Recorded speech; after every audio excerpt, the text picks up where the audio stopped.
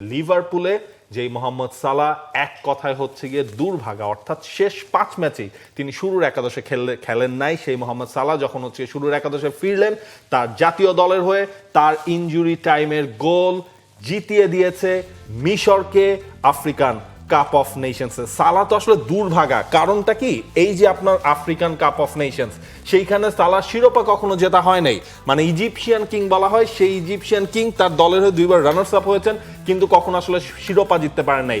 এইবার যখন সালাহ খেলছেন এইবারের আফ্রিকান কাপ অফ নেশনসে, আমার মনে হয় সবার আগ্রহের কেন্দ্রবিন্দুতেই থাকে মোহাম্মদ সালাহর লাস্ট 1 মাস যা যা হয়েছে, বিশেষ করে বললে লাস্ট 2 সপ্তাহ যা যা হয়েছে, ওই জিনিসটার জন্যই এই দলটাকে নিয়ে সবার আকর্ষণ কিন্তু বেশি ছিল একেবারে। আর কিং অফ ইজিপ্ট মানে ইজিপশিয়ান কিং আর ইজিপশিয়ান প্রিন্স দুজন এক ফ্রেমে।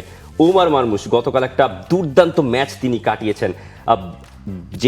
যেই ধরনের পজিশন ইজিপ্ট রেখেছে পুরো ম্যাচটাতে, তাতে ওমর মারমুশেরও অনেক অবদান। আর শটস অন টার্গেট 11টা যেখানে দেখা যাচ্ছে মিশরের, সেই ইজিপ্টের ওই ম্যাক্সিমাম শটস অন টার্গেটগুলোই এসেছিল ওমর মারমুশের কাছ থেকে, এবং তিনি ডিজার্ভিংলি সেকেন্ড হাফে গোলটা পেলেন। পিছিয়ে পড়া ইজিপ্টকে তিনি সমতায় ফেরালেন। এরপরে একটা সময় মনেই হচ্ছিল যে ইজিপ্ট ম্যাচটাতে কামব্যাক করবে এবং লিডটা নেবে, কিন্তু লিডটা নিতে নিতে প্রায় 91 মিনিট অ্যাডেড টাইমে গেল ম্যাচ। সেখান থেকে who else, Egyptian king Mohamed Salah দলকে লিড এনে দিলেন। প্রথম ম্যাচে ভালো স্টার্ট ইজিপ্টের। এবার কি ইজিপ্ট কাঙ্ক্ষিত আর মোহাম্মদ সালাহ সেই শিরোপাটা আর জন্য যাবে কিনা? দেখেন, এই জিনিসটা হচ্ছে কি আপনার আরো মনে হয় 1-2টা ম্যাচের পর, অর্থাৎ গ্রুপ স্টেজটা শেষ হওয়ার পর মনে হয় আপনার বলা যাবে। কারণ ইজিপ্টের এই দলটার মধ্যে যদি আপনি খেয়াল করেন, সবচেয়ে বড় লাইমলাইটে কে? ওমর মারমুশ এবং হচ্ছে মোহাম্মদ সালাহ। কালকে কিন্তু আপনার মোহাম্মদ সালাহকে ম্যাচ শেষের পর মিক্স জোনে জিজ্ঞেসও করা হচ্ছিল, সাংবাদিকরা ঘিরে ধরেছিলেন, কিন্তু সবাইকে তিনি বলেছেন না, আমি আজকে কোনো কথা বলবো না। সবারই আগ্রহ ছিল এই ম্যাচটার পর সালাহ আসলে, এখন তো আপনার লিভারপুলের কোনো ধরা বাঁধা কোনো কিছু নাই, তিনি সেই লিভারপুলের গন্ডিটার থেকে অলমোস্ট প্রায় 1 মাসের মতো তিনি বের হয়ে এসেছেন। সেই জায়গায় তিনি কিছু বলেন কিনা, তিনি হচ্ছে ওই জায়গায় বলেননি। তবে এই ম্যাচটাও হচ্ছে সালাহর যেমন আপনার অবদান রয়েছে, ওমর মারমুশের আপনি ফার্স্ট গোলটা চিন্তা করেন, সেই গোলটা তিনি যেই অ্যাঙ্গেল থেকে যেইভাবে তিনি হচ্ছে করেছেন, that was too good to C.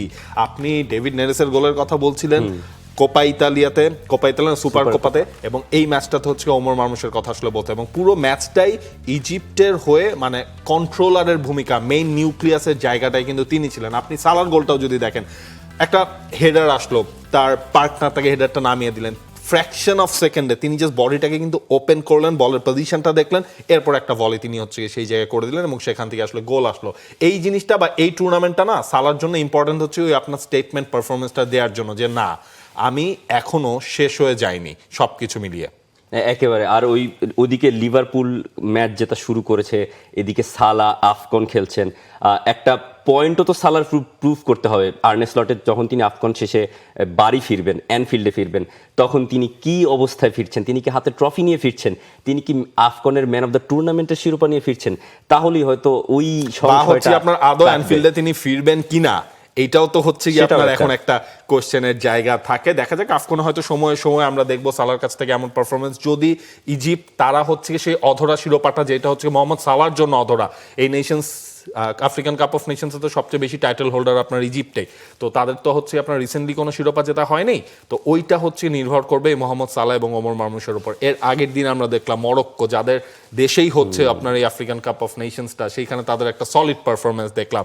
Morocco, Egypt, Senegal, তাদেরকে কিন্তু ধরা হচ্ছে এইবারের আফ্রিকান কাপ অফ নেশনসের ফেভারিট। আজকে রাতে সেনেগালের ম্যাচ রয়েছে, আজকে রাতে ম্যাচ রয়েছে যেই 4টা, অর্থাৎ আফ্রিকান কাপ অফ নেশনসটা যদি কেউ নজর রাখতে চায়, এবং ম্যাচগুলো কিন্তু বেশ ইন্টারেস্টিং হয়। ডিআর কঙ্গো, যারা হচ্ছে আপনার প্লে অফ খেলবে এবারে, এবং তারা কিন্তু হচ্ছে আপনার বিশ্বকাপে জায়গা করে নেয়ার রেসে রয়েছে, তাদের ম্যাচ রয়েছে সন্ধ্যা 6:30টায়।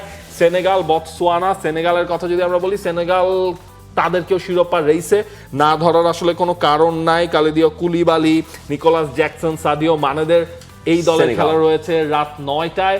নাইজেরিয়া, যারা ওয়ার্ল্ড কাপটা মিস করে গেছে, অর্থাৎ আপনি 2026 বিশ্বকাপ দেখবেন নাইজেরিয়াকে ছাড়া, সেই নাইজেরিয়ারও কিন্তু নিজেদের প্রমাণের একটা বড় সুযোগ রয়েছে এইবারের আফ্রিকান কাপ অফ নেশনসে। একই সাথে তিউনিসিয়া এবং উগান্ডা।